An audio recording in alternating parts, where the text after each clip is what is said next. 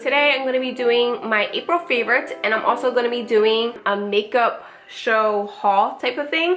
Recently I went to the makeup show that's in New York. It was my first time, so I'm gonna kind of give you my first impression and show you some of the things that I got. If you're wondering about this makeup, I will have a video for it. Not sure which one I'm gonna do first. But yeah, if you want to see what I got and my April favorites, then please keep watching.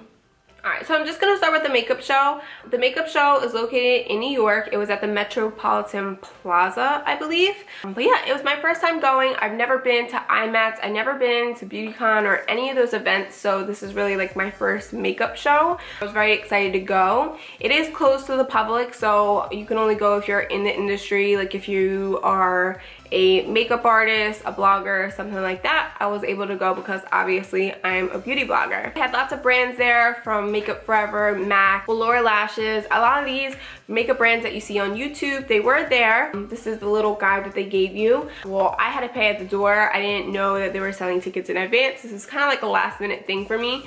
Yeah, it cost $70 to get in. Honestly, it was very, very crowded, which I kind of already knew just from seeing like videos of IMATS and stuff like that. I did expect it, but when you're trying to shop, it was very frustrating. I personally get anxiety when I'm around a lot of people. For example, I absolutely hate going to ShopRite or any type of supermarket, because, well, busy supermarkets, because I just get so angry and I just don't even want to, I get irritated. I don't want to be in there. I'm like, I'd rather just leave. Goodbye. Like, so I just sucked it up. Like, this is, I wanted to go here. I paid this money, so just take it for what it is. But I wish I would have went a little bit earlier. I was supposed to go earlier, but the Mayweather fight was the day before, and I kind of woke up late the next day. I got there around 11:30-ish. Like I said, a lot of the booths were very hard to get to. It was hard to shop because there's so many people just swarmed around the booths.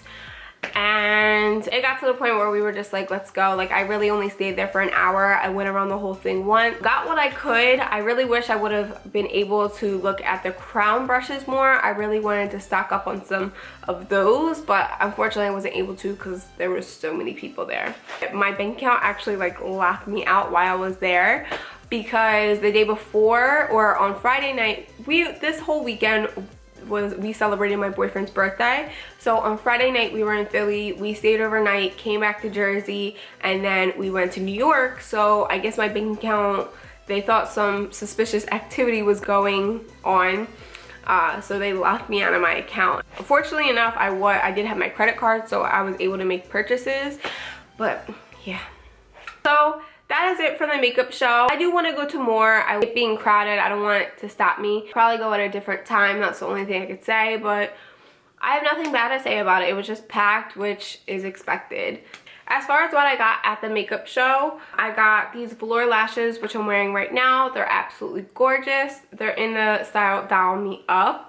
I noticed that they didn't have the Carly lash there. I kind of wanted to get that. And then I got the Inglot gel liner in the number 77, which is like the blackest black eyeliner ever. Right now I'm using the Tarte Amazonian Clay eyeliner. Well, I was, until I discovered this. Oh my god, this is so much better than that one. I like gel liners that are very creamy. This one is, but it's not too creamy. It glides on perfectly and it's so black. It's very hard for me to find Inglot in New Jersey. I live in South Jersey, so I would have to go all the way up north to, I don't know if it's Garden State Plaza or Jersey Gardens, but one of those. This was only $11. I was surprised with how cheap it was. I'm not sure if it was cheaper because it was at the makeup show, but either way, I'm just so happy I finally got my hands on it. So then I also got some crown brushes. I ended up by accident getting another C441 Pro Blending Crease Brush. I already had one at home. I guess that means that I really like this brush. I was like so pissed off at myself when I got home, like why? And then I got this taper. It's a round crease brush in BK38. And then I got this brush. This is different. I don't have anything like it. It's a fluffy blending brush. It's called C218 Blending Fluff. And I finally got a fan brush. This is one of the thicker ones. Fan brushes you can use for a lot of things. You can use it for contouring, or you can use it for highlighting. I specifically wanted to get it for highlighting. I kind of want to get another one, maybe a smaller one that's better for highlighting, but this one still did the trick in my tutorial. This is the BK28 Jumbo Kabuki Fan Brush. This is my first flat top brush. It's in the style C452. It doesn't have a name other than that, it's just a number, but it's so soft. I don't have a brush like this, like I said, and this is now my new foundation brush. I used it twice, once yesterday when I was getting ready for work, and then I used it today, and it applied my makeup flawlessly. I definitely like this. And again, these are crown brushes. But yeah, that's all I got from the makeup show. Like I said, it was very hard to shop, and eventually I was hungry and I was just like, let's go. And we just walked around New York for the rest of the day until we went home. So on to my April favorites. Let's just get right into that. My first thing that I'm going to be talking about is this Mario Badescu facial spray. Oh my god, I love this. I use it to also set my makeup, which I didn't do.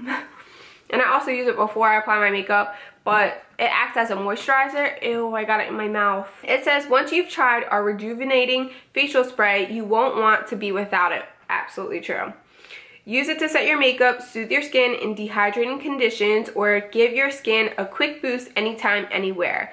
Lightly mist your face and neck as needed. This was only $7, so it's definitely worth it. I was so happy when I found it because I thought my Ulta ran out of it. Like when I looked at the section where it was supposed to be, there was none, and I found one all the way in the back behind something else. So I was so excited when I got this. What else have I been loving? Alright, so another thing that I've been loving is this exfoliant by Epice. I think I'm saying that correctly. No idea. But it's an exfoliant. Now the texture of it is very, like the beads or whatever it is that's in there is so small, but it really does the trick. Like, I love it. It doesn't really hurt my face.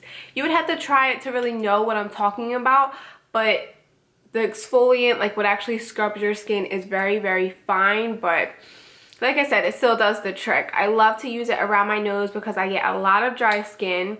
And this also helps for the dry skin around my nose. Ever since I've been doing this about once or twice a week, I don't have any more dryness around my nose, no more dry skin. This really helps get in the crevices. I do have a Clarisonic, but I don't know what's wrong with it. I haven't used it in about a year. My Clarisonic, like, it won't turn on. I mean, it turns on, but it won't, like when I press the button, the thing won't spin. I don't know if I need a new head for it or what, but in the meantime, this is from Sephora. I got it for like $7, I think, but it does a trick. If you'd rather spend $200, then go ahead on a Clarisonic, but this will do the same damn thing. Another thing that I've been loving is this artist palette. This is my third look with the artist palette. Don't mind all the makeup on my hand. It's from the video that I just did. But this palette, oh my goodness. I have a lot of neutral palettes, so this is a little bit different. This has so many pops of colors. When I first saw it, I said it in one of my videos, I did not want to get it. I was like, no, I'll pass on it. But then I started seeing more pictures of it. Actually, I am going to go and get it. So I was so excited when I finally got my hands on it because the purples in this palette are so pretty. That is Punch Fuchsia.